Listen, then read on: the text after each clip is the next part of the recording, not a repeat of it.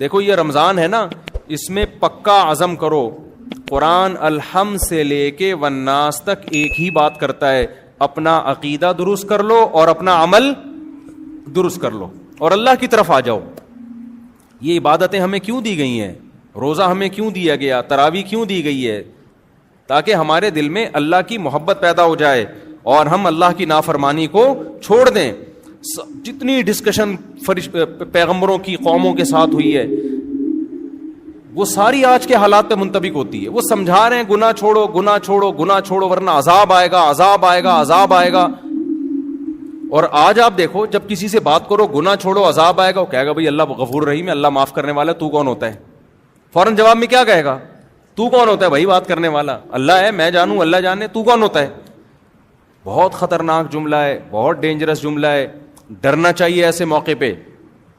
تو اللہ نے جو کہا نا کہ میں غفور الرحیم ہوں, کن لوگوں کے لیے کہا؟ وَمَن يَعْمَلْ سُوءًا أَوْ يَظْلِمْ نَفْسَهُ, قرآن کہتا ہے جو بھی گناہ کر بیٹھے گا یا اور کسی طرح سے اپنی جان پہ ظلم کر بیٹھے گا, ثُمَّ يَسْتَغْفِرِ اللَّهَ, اب اس کو خیال آ گیا کہ میں نے غلط کیا ہے, اب اس کو خیال ہو گیا, کیا ہوا؟ بولے نا میں نے غلط کیا, مجھ سے مسٹیک ہو گئی ہے, بھائی یہ تو اس کی سزا کیا ہے؟ جہنم کی آگ. یہ خیال نہیں ہے کہ کوئی بات نہیں اللہ تو غفور رحیم ہے, چلو یار چلتا ہے, ابھی تھوڑا ڈیلے کر دیتے ہیں, ابھی تو جوان ہے, جب بڑھاپے میں تو ویسے ہی سب کچھ چھوٹ جاتا ہے. جب منہ میں دانت ہی نہیں رہیں گے تو سود چھوڑ دیں گے کھانے کے لیے منہ میں دانت؟ ارے سود کھانے کے لیے بھی تو منہ میں دانت ہونے چاہیے نا, حرام کھانے کے لیے منہ میں دانت ہونے چاہیے. تو جب بوڑھے ہو جائیں گے تو منہ میں دانت رہیں گے ہی نہیں, تو توبہ کر لیں گے ہم. تو یہ نہیں ہے. قرآن کیا کہتا ہے؟ وَمَن يَعْمَلْ سُوءًا أَوْ يَظْلِمْ نَفْسَهُ, جس نے بھی اپنی جان پہ ظلم کیا, ثُمَّ يَسْتَغْفِرِ اللَّهُ, پھر اس کو خیال ہو گیا یار یہ میں غلط ٹریک پہ جا رہا ہوں. زنا کا راستہ صحیح راستہ ہے یا غلط راستہ ہے بتاؤ؟ شراب کا راستہ صحیح راستہ ہے یا غلط راستہ ہے؟ داڑھی کٹانے کا راستہ صحیح ہے یا داڑھی رکھنے کا راستہ صحیح ہے؟ ذرا بول دیں منہ سے کائنڈلی. رکھنے کا, یہ اللہ کے نبی کا حکم ہے بھائی. ماں باپ کی نافرمانی, ان کے سامنے بد کلامی کا راستہ صحیح ہے یا ماں باپ کے سامنے سر جھکانا, ان کے سامنے اف نہ کرنا, یہ راستہ صحیح ہے؟ ان کی فرما برداری والا راستہ صحیح. عورت کا اپنے شوہر کی نافرمانی والا راستہ کہ میرے وہی رائٹ ہیں جو آپ کے, آپ کون ہوتے ہو مجھ پر اونچی آواز سے بات کرنے والے, میں کیوں مانوں, میری اپنی لائف, آپ کی اپنی لائف, یہ والا راستہ صحیح ہے؟ یا عورت کہے کہ آپ میرے شوہر ہیں, میرے سر کے تاج ہیں, میں آپ کے ماتحت ہوں, میں آپ کی فرما برداری میں عزت اور فخر محسوس کرتی ہوں, یہ والا صحیح ہے؟ بتاؤ نا. خواتین جو بیان سن رہی ہیں کائنڈلی وہ بھی بولیں منہ سے. یورپ جو ہمیں راستہ سکھا رہا ہے, جو لبرل لوگ ہمیں راستہ سکھا رہے ہیں, وہ مرد اور عورت کی مساوات کا, بغاوت کا راستہ. ابھی میں سعودی عرب میں تھا, ایک صاحب نے مجھے واقعہ سنایا کہ میری بیگم نے مجھے کہا کہ مجھے جاب کرنی ہے. میں نے کہا تمہیں ضرورت کیا ہے بھائی جاب کرنے کی, سارے خرچے میں اٹھا رہا ہوں, کوئی کمی ہو تو بتاؤ. اس نے کہا نہیں, میری پرسنل لائف, انگلش تو اب سب کو آ گئی ہے, میری پرسنل لائف ہے, آپ کون ہوتے ہو مجھے روکنے والے؟ کہہ رہے ہم نے کہا بھائی میں نہیں, آپ کو کہیں جانا ہے تو بتائیے کیا ضرورت, کس چیز کی ضرورت ہے؟ نہیں جی بس مجھے یہی ہے کہ میں نے جاب کرنی ہے, میں اس گھٹن کے ماحول میں نہیں رہ سکتی. گھر کے ماحول کو کیا کہا جانے لگا ہے؟ گھٹن کا ماحول. گھٹن گھر میں نہیں ہوتی, جیل میں ہوتی ہے, گھر جیل نہیں ہے.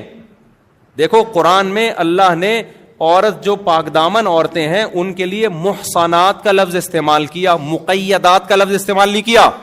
بہت اہم پوائنٹ کی بات ہے نوٹ کرنے کی. یہ آج پہلا بیان ہے نا, اس کو تمہیز سمجھیں آپ آگے کے بیانات کی. پہلے ہی سمجھ میں نہیں آئے گا تو آگے کچھ نہیں سمجھ میں نہیں آئے گا. پہلا سمجھ میں آئے گا تو آپ کو پتا ہے کہ میں نے کس ٹریک پہ چلنا ہے, آگے قرآن سے میں نے کیا سیکھنا ہے. اللہ میاں نے عورت کے لیے قرآن میں جو پاک دامن عورتیں ہیں محصنات, محصنات, شادی شدہ عورتوں کے لیے بھی محصنات, یہ لفظ نکلا ہے حصن سے. حصن کہتے ہیں قلعے کو. حصن کسے کہتے ہیں؟ قلعے کو. قلعہ کسے کہتے ہیں؟ اب یہی نہیں پتا ہوگا. قلعہ کہتے ہیں جہاں فوجیوں کی چھاونی ہو دشمن کے اٹیک سے بچنے کے لیے, اسے کہا جاتا ہے نا. اس میں آرمی باؤنڈ ہوتی ہے, فوج بند ہوتی ہے اس کے اندر, تاکہ باہر سے کوئی دشمن حملہ کرے تو ہم اس حملے کو روک سکیں. قلعے کی دیواریں اتنی موٹی ہوتی تھیں کہ وہ باہر سے توپ سے بھی حفاظت, تیر اور تلواروں سے بھی حفاظت, اور اس میں ضرورات زندگی کا سارا سامان قلعے کے اندر موجود ہوتا ہے. اس میں وہ باؤنڈ ہوتے ہیں, بند ہوتے ہیں. ایک ہوتا ہے جیل, جیل کے اندر بھی لوگ بند ہوتے ہیں. کیا خیال ہے بھائی؟ جیل کے اندر بھی بند ہوتے ہیں اور قلعے کے اندر بھی بند ہوتے ہیں. کھانا جیل کے اندر بھی ملتا ہے, قلعے کے اندر بھی ملتا ہے. تیر جیل کے اندر بھی نہیں جاتے اور قلعوں کے اندر بھی نہیں جاتے. لیکن آپ کو اگر آپشن دیا جائے جیل میں رہنا پسند کریں گے یا قلعے میں, تو کہاں جاؤ گے آپ؟ قلعے میں. کیوں؟ آپ کو پتا ہے جیل وہ چیز ہے جس میں بطور سزا کے بند کیا جاتا ہے. جو تیر پھینک رہا تھا نا, اس کو پکڑ کے لا کے اندر کر دیا جاتا ہے اپنی حفاظت کے لیے. اور جو قلعے میں ہوتا ہے وہ سیو ہوتا ہے. تو حسن, ہا صاد اور نون, حلوے والی ہا, صاد وہ یہ والا صاد, اور کیا ہے آخر میں؟ نون. تو محسن, محسن اسے کہا جاتا ہے جو قلعے میں سیو ہو, محفوظ ہو. قلعے میں لوگ محفوظ ہوتے ہیں, قید نہیں ہوتے, کیونکہ قلعہ تو ہم خود بناتے ہیں. تو کوئی انسان پاگل ہے اپنے آپ کو قید کرنے کے لیے قلعہ بنائے گا؟ جیل دوسروں کے لیے بنائے جاتے ہیں, اپنے لیے نہیں بنائے جاتے. قلعے اپنے لیے بنائے جاتے ہیں, دشمنوں کے لیے نہیں بنائے جاتے. تو اللہ نے وہ عورت جو پاک دامن ہے, شادی شدہ ہے, اس کے لیے محصنات کا لفظ استعمال کیا. محصنات کا مطلب جو قلعے میں محفوظ ہوتی ہے, شوہر کی حفاظت اور گھر کی چار دیواری کی حفاظت. اس حفاظت کو آج مغربی دنیا نے جیل خانے سے تعبیر کر دیا. کس سے تعبیر کر دی؟ یہ قید ہے. گھر میں کیا یہ عورت قید ہے, شوہر کی پابند ہے تو گویا قید ہے, غلام ہے. یہ قید نہیں ہے, یہ کیا ہے؟ بول تو لو کیا ہو گیا بھائی؟ محفوظ ہے. گھر قید خانہ نہیں ہے عورت کے لیے, حفاظت خانہ ہے. اپنے گھر میں کون قید ہوتا ہے؟ پاگل ہے کیا؟ ابے بھائی جب انسان سفر سے آتا ہے, آپ بولو گے پہلا بیان ہی ابے تبے سے شروع کر دیا. تو مجھے ایک بات بتاؤ نا, جب ہم سفر سے آتے ہیں گھر کی طرف بھاگتے ہیں نا, اگر وہ قید خانہ ہوتا تو سفر سے تو انسان کو تھکاوٹ ہوتی ہے, وہ گھر کیوں بھاگتا ہے؟ ہونا ہی چاہیے پارک میں جائے وہ. اب میں آیا جناب اتنے دن کے بعد, تو مجھے چاہیے فوراً میں اعلیٰ دین پارک ہے کون سا ہے وہ, میں اترتے ہی جا ایئرپورٹ پہ میں فوراً کہاں جا رہا ہوں؟ اعلیٰ دین پارک میں, بی اما پارک میں جا رہا ہوں. یہاں بی اما پارک بھی ایک, یا اور کسی پارک میں جا رہا ہوں. تو لوگ کہیں گے مولوی صاحب ہو کیا گیا؟ میں کہوں گا گھر چار دیواری, قید. یہ پارک کھلا ڈلا, کھلا آسمان, کوے, جو مرضی کرو. تو وہ کہیں گے بھائی آپ کا گھر میں آپ جو مرضی کرو یار, یہاں مولوی صاحب ایسے لیٹو گے کوئی تصویر بنا کے ڈال دے, یہاں قمیض اتار کے نہیں بیٹھ سکتے آپ. گھر جتنا محفوظ ہے مرد کے لیے بھی اور عورت کے لیے بھی, اتنی کوئی جگہ محفوظ نہیں ہے. تو اسلام نے عورت کو جو گھر کی چار دیواری میں بند کیا ہے, تو یہ بند کرنا اس کو قید میں ڈالنے کے لیے نہیں, بلکہ اس کو حفاظت خانہ دینے کے لیے, تاکہ وہ کیا ہو جائے؟ محفوظ. اور شوہر کی اطاعت اور فرما برداری پہ اس لیے لگا دیا کہ مرد طاقتور ہے, جب عورت میاں کی فرما برداری کرے گی تو میاں پھر اس کے لیے جان دینے کے لیے بھی تیار ہوگا, اس کی حفاظت کرے گا, وہ پھر اس کے تمام ضرورتیں پوری کرے گا, اس کی اولاد کی کفالت کرے گا, اس کی عزت بھی محفوظ, اس کو وراثت بھی ملے گی مرنے کے بعد, اور پھر زندگی بھر کے لیے اس کا خیال کرے گا, جیسے کہ کرتے ہیں, میجورٹی کرتی ہے, چند ایک بے وقوفوں کو چھوڑ کے.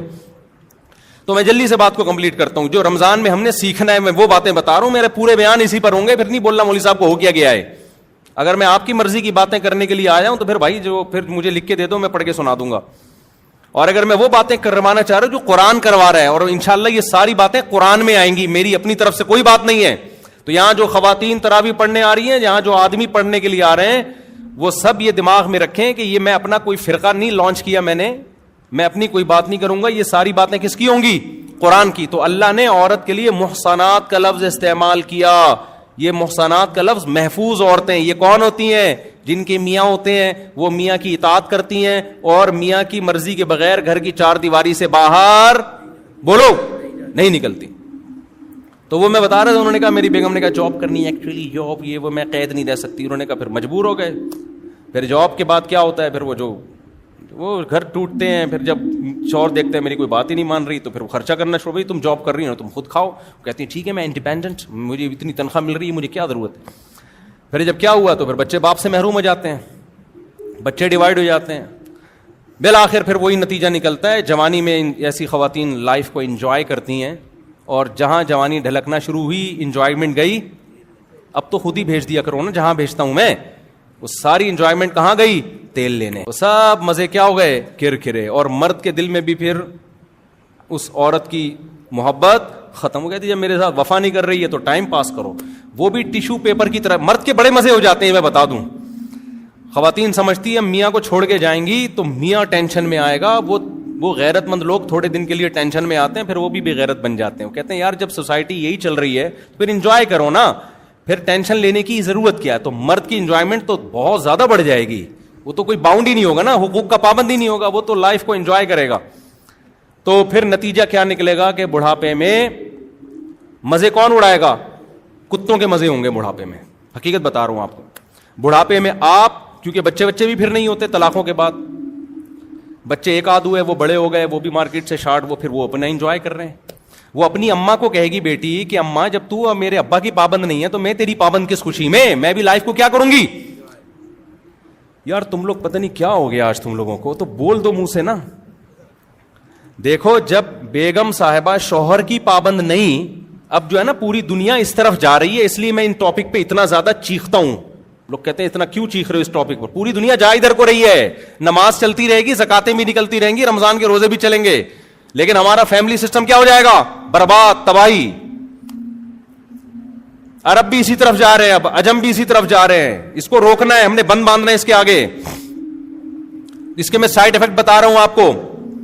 تو پھر کیا ہوگا, اماں نے جب ابا کو چھوڑا, بچوں کے ابا کو, تو پھر بیٹیاں کیا کہیں گی, اماں جب آپ ہمارے ابا کی نہیں ہو تو ہم بھی کس کے نہیں ہیں, آپ کے نہیں ہو. تو پھر بڑا چھوٹا تھوڑی ہوتا ہے کوئی, پھر تو انڈیپینڈنٹ ہے نا. تو میں جا رہی ہوں, اپنی گرل فرینڈ میرا آیا ہوا ہے گاڑی لے کے, اماں ٹاٹا. ماں کہے گی بیٹا مجھ سے پوچھ تو صحیح. وہ کہے گی اماں آپ نے ابا سے پوچھا تھا, نہیں یاری بات سمجھ میں, بولو نا. اگر یہ وفا کر لیتی نا اپنے میاں کے ساتھ, آج اس کے دفاع میں کون کھڑا ہوتا, باپ کھڑا ہوتا. مرد ویسے بھی پاورفل ہے, وہ کھڑا ہوتا, وہ نہیں جانے دیتا. خیر بہرحال وہ پھر وہ جائے گی, پھر آگے اس کا بھی یہی حشر ہوگا. تو بڑھاپے میں پھر کوئی کسی کا نہیں ہوگا, کیونکہ جب آپ جوانی میں وفا کرتے ہیں تو بڑھاپے میں وفا ملتی ہے. جوانی میں بے وفائی تو بڑھاپے میں بھی کیا, بے وفائی. پھر بڑھاپے میں جب 40-45 سال, بڑھاپا یہ نہیں کہ 80 سال والا بڑھاپا, تھوڑے دن ہوتے ہیں جوانی کے ڈھلکنے کے. اس کے بعد نہ وہ طاقت رہتی ہے جاب کرنے کی. پھر وہ کمپنیاں بھی کہتی ہیں اب یہ کھانستا زیادہ ہے, کام کم کرتا ہے, ٹھیک ہے نا. یہ کھانسی اس کو زیادہ آ رہی ہے, کام کیا ہو رہا ہے, کم ہو رہا ہے. تو وہ بینیفٹس بھی آہستہ آہستہ کم. اس کے بعد آپ کے پاس پیسہ, بہرحال وہ بھی چند لوگوں کے پاس, سب کے پاس تو پیسہ بھی نہیں ہوتا, باقی تو روڈوں پہ رول رہے ہوتے ہیں, لیکن چند کروڑ پتی ہوتے ہیں. پھر وہ کہتے ہیں اتنا پیسہ آ گیا, بچے تو ہیں ہی نہیں, داماد بھی نہیں ہے, پوتے بھی نہیں ہیں, نواسے بھی نہیں ہیں, یہ تراویاں چل رہی ہیں ہماری, کچھ بھی نہیں ہے. اب ہم کریں گے کیا کریں گے. تو پھر مزے کس کے ہوتے ہیں آخر عمر میں, کتوں کے. پھر وہ خاندانی سا کتا خریدتے ہیں. وہ کہتے ہیں بچوں نے تو وفا نہیں کی, بیوی میری بھی وفا نہیں کی. عورت کہتی ہے شوہر نے وفا نہیں کی. وفادار ایک ہی مخلوق ہے جس کو وفا سکھانی نہیں پڑتی, اور اٹ از کالڈ کتا. وہ قدرت نے اس میں وفا کے سافٹ ویئر انسٹال کر دیے, کیونکہ انہوں نے تو وفا کی نہیں. کتے کو دیکھتے ہیں کہ یار بچے کو کھانا کھلایا تھا ہم نے بچپن میں, اسکول کی فیسیں بھری تھی, اس کی گرل فرینڈ ملی, ٹاٹا کر کے چلا گیا. بیٹی کو ہم نے کھلا پلا کے جوان کیا, خوب پڑھایا لکھایا, محبتیں دی, بچپن میں پارکوں میں لے کے گئے, جھولوں میں گھمایا, پیمپر کا خرچہ, اس تعلیم کا خرچہ, بچی کی شادی کی ٹینشن, برین ہیمریج سے ابا مر گئے یا مرتے مرتے بچ گئے, یہ بڑی ٹینشنیں اٹھائیں. لیکن جناب آج تو وہی یہ ٹاٹا کر کے نکل جاتی ہے, صحیح ہے نا. تو انہوں نے دیکھا ہم نے کتے پہ, ان انسانوں پہ اتنا خرچ کیا, رپلائی اس کا جو رسپانس تھا کچھ بھی نہیں تھا, اس کا آؤٹ پٹ کچھ بھی نہیں تھا. کتے کو ایک نوالا تو وہ لیٹ جائے گا آ کے, وہ کلابازیاں کھانا شروع کر دے گا, ایسا چاٹنا شروع کرے گا, آپ کہو گے یار کتا کیا ہے, بہترین مخلوق ہے. پتہ نہیں یہ مولوی لوگ کتوں کے اتنا خلاف کیوں ہیں. لہذا مزے کس کے ہوں گے آخر عمر میں, کتوں کے مزے ہوں گے, ان کو کھلایا جائے گا. ایک بڈھے نے بھی کتا پالا ہوا ہوگا, ایک بڑھیا نے بھی کیا پالا ہوا ہوگا, کتا. پھر وہ کتا بیٹھ کے باتیں بھی کرے گا ان سے, دم بھی ہلائے گا, پھر وہ اس کو لے کے گلیوں میں گھومیں گے بھی. آپ کو پتا ہے کتے کو لے کے گھومنا آسان نہیں ہے. میں نے بہت لوگ دیکھے جو کتوں کو لے کے گھوم رہے ہوتے ہیں, وہ کہہ تو رہے ہوتے ہیں کتے کو ہم لے کے گھوم رہے ہیں, لیکن اصل میں کتا ان کو لے کے گھوم رہا ہوتا ہے. کیونکہ جب آپ گائے بکری ہے نا, یہ پل جاتے ہیں, یہ آرام جہاں جہاں بولو گے جائیں گے. کتے میں یہ ہوتا ہے کہ جب آپ اس کی رسی پکڑتے ہو نا, وہ کبھی ادھر جا رہا ہے کبھی ادھر, ایسے کھینچ رہے ہوتے ہیں, ٹینشن. بہت سے لوگ میں نے دیکھے ہیں یورپ میں بھی اور ایسے ماڈرن لوگوں میں نا, کہ کتوں کو واکنگ پہ لے کے نکلتے ہیں. میں کہتا ہوں یار یہ تو کتا تمہیں لے کے نکلا ہوا ہے, وہ کتا قابو میں نہیں آتا ہے. آپ تمیز سے واکنگ نہیں کر سکتے ہو, حقیقت بتا رہا ہوں, جا کے دیکھ لو. کبھی ادھر جا رہا ہے کبھی ادھر جا رہا ہے, کبھی ادھر پکڑ کے کھینچ رہے ہیں, کبھی ادھر سے پکڑ کے کھینچ رہے ہیں. تو ٹینشن تو ساری تمہاری, یہ کیسی واکنگ ہو رہی ہے یار.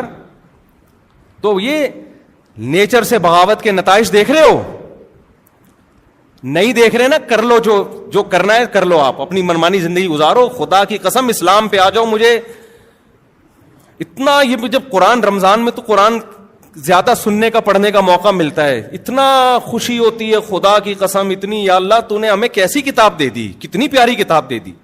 ایسے 2 اور 2 4 کی طرح اس نے ہمارے لیے زندگی متعین کر دی. ایسے چلنا ہے, ایسے نہیں چلنا جیسے لوگ کہہ رہے ہیں.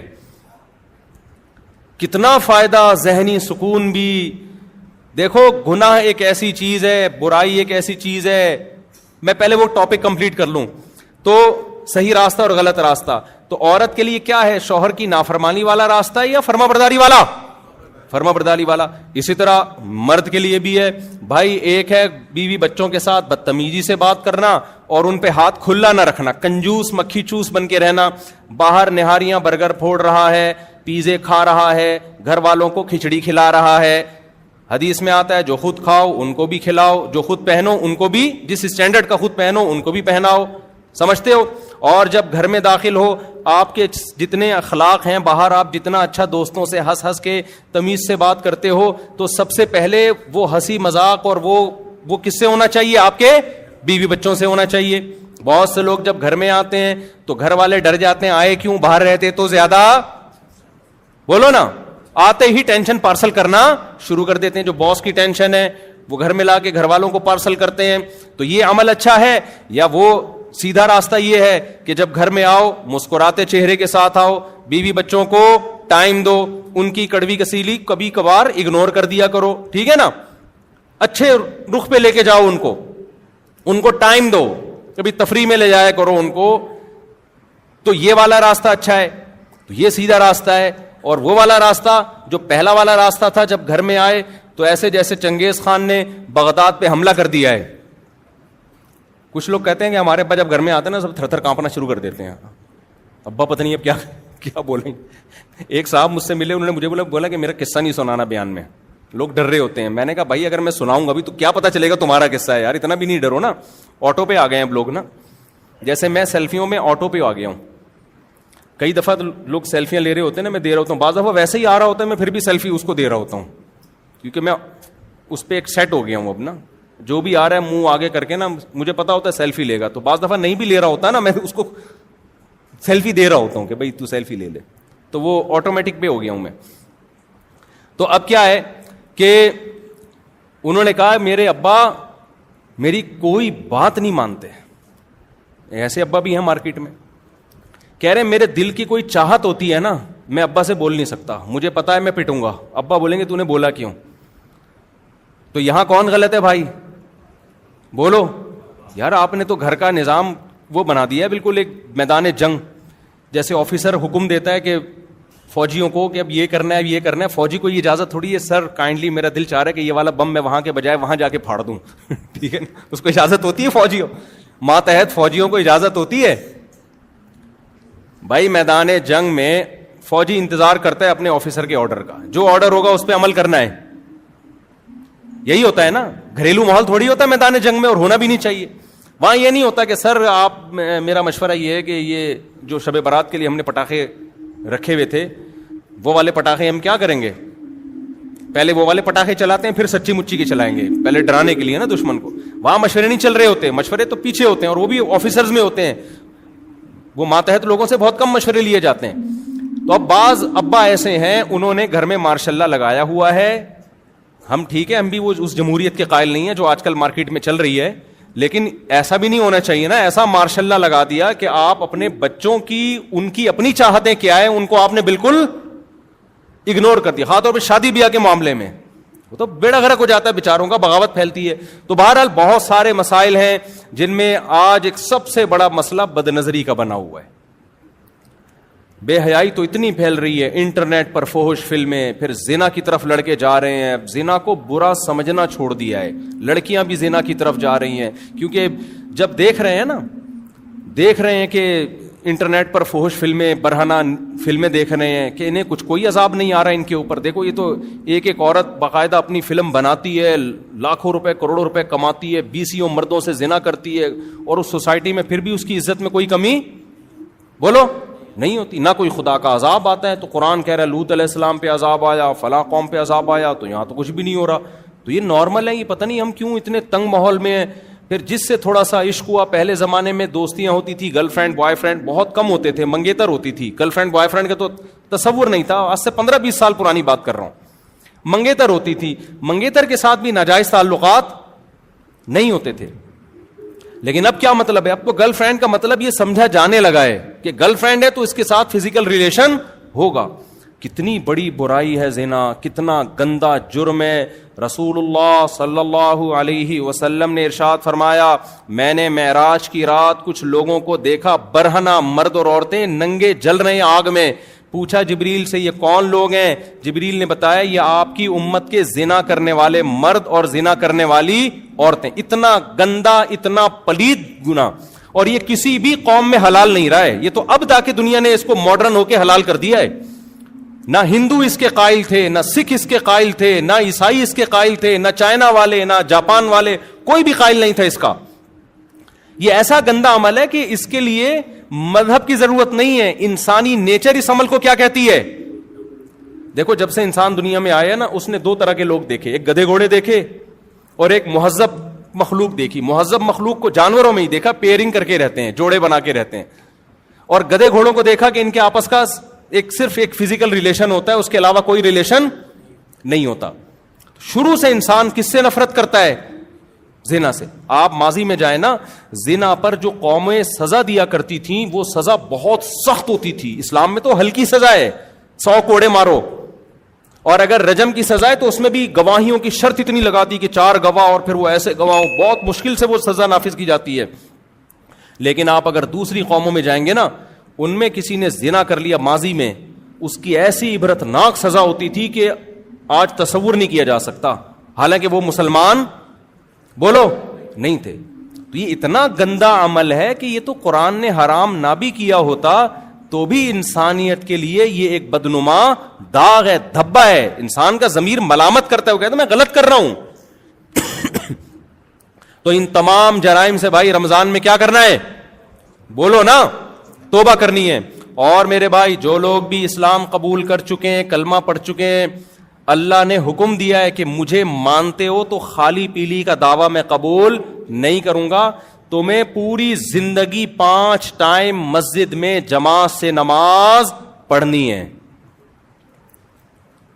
نماز چھوڑ دینا اسلام میں شرک کے بعد سب سے بڑا گناہ ہے. صحابہ کے دور میں یہ پتہ پریکٹیکلی جب دیکھنا ہوتا تھا نا کہ مسلم ہے یا غیر مسلم, تو کپڑوں سے نہیں پتہ چلتا تھا, کپڑے سب کے ایک جیسے ہوتے تھے. کلچر تھا عرب کا, جو بھی جبہ پہننا یا جو بھی, کپڑوں سے نہیں پتہ چلتا, داڑھی سے بھی نہیں پتہ چلتا تھا, کیونکہ داڑیاں بول لو کیا ہو گیا سب رکھتے تھے. پتہ چلتا تھا نماز سے. نبی صلی اللہ علیہ وسلم نے جب مختلف قبیلوں کو دعوت دی نا اسلام کی, تو کچھ نے مان لیا, کچھ نے جنگ کے لیے تیار ہو گئے. تو آپ جب اسلام پھیلنا شروع ہوا تو آپ صلی اللہ علیہ وسلم جب لشکر لے کے جاتے تو کسی علاقے کے قریب رات کو پڑاؤ ڈالتے, اور آپ دیکھتے صبح فجر کی اذان کی آواز اور لوگ نماز کی طرف جاتے ہوئے نظر آ رہے ہیں کہ نہیں آ رہے. اگر نظر آ رہے ہیں اس کا مطلب یہ اسلام قبول کر چکے ہیں, نظر نہیں آ رہے تو حملہ کرتے تھے ان کے اوپر, اس کا مطلب انہوں نے اسلام قبول نہیں کیا. اور وہاں ایسا نہیں ہے کہ آپ نے حملہ کیا اور لوگوں نے کہا کہ جی ایکچولی ہم مسلمان تو ہو گئے ہیں لیکن کیا کریں, وہ آنکھ نہیں کھلتی مؤذن کی, اس لیے اذان بھی رہ گئی اور وہ پبلک جو تھی وہ سو رہی تھی تو نماز بھی رہ گئی. نہ نہ بھائی, نماز پڑھ رہے ہو تو مسلم ہو, نہیں پڑھ رہے تو ہم تمہارے دل میں جھانک کے بولو. نہیں ہمیں کیا پتا تمہارے دل کا. آج جناب اتنا پکا باتیں ایسی کر رہا ہوگا جیسے اس سے بڑا کوئی افلاطون دنیا میں ہے ہی نہیں. نماز کے وقت میں مسجد سے کیا ہوگا؟ شارٹ. خواتین کے لیے گھروں میں نماز کا حکم ہے. جو پرہیزگار عورتیں نمازی ہیں ان کی بھی سفر میں نمازیں ضائع ہو جاتی ہیں, شاپنگ کے دوران ان کی نمازیں ضائع ہو جاتی ہیں, بیماری میں ان کی نمازیں ضائع ہو جاتی ہیں. ایکچولی مجھے ایمرجنسی تھی, مجھے فوراً ہاسپٹل پہنچنا تھا, بچے کا مسئلہ تھا ایکچولی, اس لیے نماز کیا ہو گئی؟ بولو, قضا ہو گئی. میں کہاں پڑھتی بھائی؟ آپ کو یہ پوری زمین جعلت لی الارض کلھا مسجدا, نبی نے فرمایا اللہ نے پوری زمین میرے لیے سجدہ گاہ بنا دی ہے. یہ اس امت کی فضیلت ہے. پچھلی امتوں میں عبادت گاہ میں ہی نماز ہوتی تھی, مسجد کے اندر, چرچ کے اندر ہی ہوتی تھی, چرچ کے باہر نہیں. اس امت کی یہ فضیلت ہے, جہاں نماز کا ٹائم ہو قضا نہیں ہونے دینا. قضا ہو رہی ہے وہیں مصلی بچھاؤ, مصلی نہیں ہے روڈ پہ پڑھ لو. یہ تو مصلی بھی ہم نے ایسے ہی لگا دیا ساتھ میں, مٹی میں پڑھو, روڈ پہ پڑھو, سڑک پہ پڑھو. وہمی لوگ تو وہاں دیکھتے رہیں گے کتا تو نہیں چاٹ کے گیا یہاں پہ. ایسے تو ہو سکتا ہے کتا آپ کی جائے نماز کو چپکے سے چاٹ کے چلا گیا ہو. جب تک یقین نہ ہو کسی جگہ کے ناپاک ہونے کا, شریعت کہتی ہے اس وقت تک اس کو پاک ہی سمجھا جائے گا, جب تک اپنی آنکھوں سے نہ دیکھو. حضرت عمر کے دور میں سفر میں لوگ تھے, ایک تالاب آیا, اس سے وضو کرنے لگے, تو وہاں جا کے کسی نے تحقیق شروع کی, بھائی اس تالاب میں کسی کتے نے منہ تو نہیں ڈالا؟ حضرت عمر کو غصہ آیا, فرمایا اب ہمو ما ابہم اللہ, ہم نے تو نہیں دیکھا نا کسی کتے کو منہ ڈالتے ہوئے. تو جس چیز کو اللہ نے چھپا دیا اس کو کیا کرو؟ چھپا دو اس کو. جب تک ہم نے نہیں دیکھا ہم پاک سمجھیں گے. اب پتہ چلا آپ نے تحقیق شروع کر دی, کتے نے منہ ڈالا ہے, کسی نے آگے ہاں جی کتے نے منہ ڈالا ہے, اب آپ کو لو بھی کتے نے منہ ڈال دیا, اب دوسرا تالاب تلاش کرو بیٹھ کے. کبھی بھی سفر میں اپنے ساتھ کسی وہمی کو مت رکھو, ٹینشن دیتا ہے وہ. اب کتے نے منہ ڈالا, دوسرا تالاب تلاش کرو نا. تیمم ایسے تھوڑی جائز ہے. تیمم تو جب جائز ہے جب پانی کی پوری کوشش کر لی آپ نے, کہیں بھی نہیں مل رہا, پھر تیمم جائز ہوتا ہے. اب بیٹھو. حضرت عمر نے کہا بھائی ہمیں کیا پتا, بس اللہ نے چھپا دی ایک چیز کو, کیا رکھو؟ چھپا کے رکھو, وضو کرو اور نکلو آگے سے. میں ہوتا وہاں پہ تو میں کہتا کہ بھائی نہیں, میں یہ وہاں یہ نہیں کہتا, یہاں ہوتا تو کہتا پتلی گلی سے نکلو, ٹھیک ہے نا. تو اس لیے عورت ہو مرد ہو, جہاں نماز کا ٹائم ہو وہاں نماز پڑھنی پڑے گی. ایک بات سوچ لیا کریں, اگر کسی عذر کی وجہ سے نماز قضا کرنے کی اجازت ہوتی تو میدان جنگ میں جب دشمن کی طرف سے تیر تلوار چل رہے ہوتے اس وقت اللہ اجازت دے دیتا. وہاں جب اللہ نے اجازت نہیں دی تو اب کہیں بھی اجازت نہیں ہے. لوگ کہہ سکتے ہیں جی غزوہ خندق میں تو نبی کی 4 نمازیں قضا ہوئیں جنگ کے دوران. بھائی اس وقت اللہ نے یہ آیتیں نازل نہیں کی تھی کہ جنگ میں نماز چھوڑنے کی اجازت نہیں ہے, اس لیے نبی کی قضا ہو گئی کہ آپ کو پتہ نہیں تھا کہ میں کیسے پڑھوں, تیر چل رہے تو ہم تو شہید ہو جائیں گے نا. بھائی آپ صلی اللہ علیہ وسلم یہ جانتے تھے کہ نماز ہوتی ہے قبلے کی طرف رخ کر کے, فرض نماز قبلے کی طرف رخ کرنا ہے, با جماعت ہے, صفیں بنیں گی, امام قرات کرے گا, مقتدی سنیں گے اور 4 رکعتیں پڑھیں گے, اس طرح سے نماز ہوگی. اب اس طرح سے پڑھ نہیں پا رہے کیونکہ جان کا خطرہ ہے, تیر آ رہے ہیں, تو آپ نے نماز چھوڑ دی. بھائی جان بچانا پہلے کیا ہے؟ فرض ہے. لیکن بعد میں قرآن کی آیتیں نازل ہوئیں کہ بھئی نماز چھوڑنے کی اجازت نہیں ہے, جان بھی بچانا ہے اور نماز بھی پڑھنی ہے. یا اللہ کیسے پڑھیں نماز, ہم کیسے پڑھیں؟ تو اللہ نے فرمایا کہ فَإِنْ خِفْتُمْ فَرِجَالًا أَوْ رُكْبَانًا, پراپر طریقے سے پڑھو جیسے جماعت سے پڑھتے ہو. خطرہ ہے کہ بھئی ایک ہی بم آ کے گرے گا, سارے نمازی شہید ہو جائیں گے, یا آگے دشمن پہ کون ہوگا, تو صلاۃ الخوف کا حکم دے دیا کہ بھئی امام 1 رکعت پڑھائے اور 1 رکعت جو ہے نا لوگ آگے دشمن کے سامنے کھڑے رہیں. امام جب سلام پھیرے تو یہ آگے دشمن کے سامنے کھڑے ہو جائیں اور وہ لوگ آ کے 1 رکعت یہاں امام کے پیچھے پڑھ لیں. تو ان کی چلنے پھرنے سے نماز نہیں ٹوٹے گی, نماز کے اندر ہی ٹریولنگ ہو رہی ہے نا, لیکن نماز نہیں ٹوٹے گی. تو اس طرح سے نماز ہو جائے گی. اللہ نے کہا میدان جنگ میں اس طرح سے اجازت ہے. اے اللہ بعض دفعہ اتنا بھی نہیں ہو سکتا, ہم اتنے تھوڑے ہیں کہ آدھے لوگ دشمن کے سامنے ٹھہرے اور آدھے پیچھے جماعت سے نماز پڑھیں گے تو ہم کمزور پڑ جائیں گے. تو اللہ نے کہا فریجالن او رکبانا, کوئی بات نہیں, گھوڑے پہ سوار ہو کے پڑھ لو. پھر کس طرح پڑھو؟ گھوڑے پہ. یہ بھی نہیں ہو سکتا پیدل پڑھ لو, اشاروں سے پڑھ لو. اے اللہ اتنی ٹینشن کیوں, تو دے کیوں رہا ہے, یہ کیوں نہیں کہہ رہا کہ چھوڑ دو؟ بھائی کیا ہو گیا بھائی, بتاؤ یہ شاپنگ سینٹر میں اتنی ٹینشن ہوتی ہے جتنی میدان جنگ میں ہو رہی ہے کہ اللہ کہہ رہے جان تو پہلے ہی بچانی ہے. ایسا نہ ہو کہ جان دے دیں اور نماز نہ چھوڑیں, وہ تو غلط ہو جائے گا, پہلے جان بچانی ہے نا. لیکن اللہ ہمیں ایڈجسٹ کر رہے ہیں نا کہ بھائی ایسے طریقے سے پڑھو کہ جان بھی بچے اور نماز بھی ہو جائے. تو اس کے لیے آسان کرتے جا رہے ہیں بھائی, آدھے امام کے پیچھے آدھے دشمن کے سامنے. یہ نہیں ہو سکتا, کوئی بات نہیں, سواری پہ بیٹھ کے پڑھ لو. یہ نہیں ہو سکتا, چلتے ہوئے پڑھ لو. چلتے ہوئے کیسے پڑھی جائے گی ایک الگ مسئلہ ہے, لیکن پڑھ لو. یہ نہیں ہو سکتا, یہ تو ہو سکتا ہے, ٹھیک ہے نا, چند منٹ کے لیے. بالفرض اگر یہ بھی نہیں ہو سکتا پھر معاف ہے. اصل مسئلہ یہی ہے کہ جان کو بچانا کیا ہے پہلے ضروری, اپنا بھی اور اپنی قوم کی جان کو بھی بچانا. بعض دفعہ یہ ہے کہ آپ نے میدان جنگ میں نماز پڑھی, آپ تو بچ گئے, لیکن اتنا بڑا بم پیچھے مار دیا نا دشمن نے کہ پیچھے پوری قوم ہی تباہ ہو گئی. تو اے اللہ اتنی ٹینشن تو کیوں دے رہا ہے ہمیں؟ ہم رات کو اکٹھی ساری نمازیں پڑھ لیں گے نا, یہ میدان جنگ ہمیشہ تھوڑی لگا رہے گا. ابھی ہم ظہر قضا کر دیتے ہیں, عصر کے ٹائم پہ پڑھ لیں گے, عصر قضا کر لیتے ہیں, مغرب کے ٹائم پہ مغرب قضا کر لیتے ہیں, عشاء کے ٹائم پہ. اللہ کہتے ہیں نا نا نا نا نا, مجھے پتا تھا کہ رات کو 5 نمازیں تم قضا پڑھ سکتے ہو, ابھی تمہارے پاس ٹائم نہیں ہے, لیکن میں اتنی ٹینشن تمہیں اس لیے دے رہا ہوں. ان الصلاۃ کانت علی المؤمنین کتابا موقوتا, نماز مومنین پر مقررہ اوقات میں فرض ہے, اخپل طریقے سے فرض نہیں ہے کہ جس کا جب موڈ ہوا اٹھ کے نماز پڑھ لی اس نے. لوگ کہہ رہے ہوتے ہیں یار ابھی ٹینشن ہے, ابھی کہاں پڑھیں, ایکچولی یہ وہ, ہم ایسا ہے کہ قضا پڑھ لیں گے بعد میں.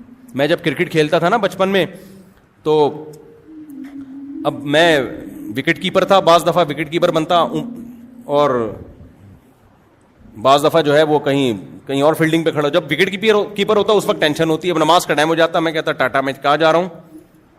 اب ہمارا کیپٹن اور وہ ہماری ساری ٹیم متاثر ہوتی ہے, بھائی تم نماز کے لیے جا رہے ہو تو یہ کیپنگ وکٹ کیپر ہی شارٹ ہو جائے تو میں کہا بھائی کسی دوسرے کو لگا لو.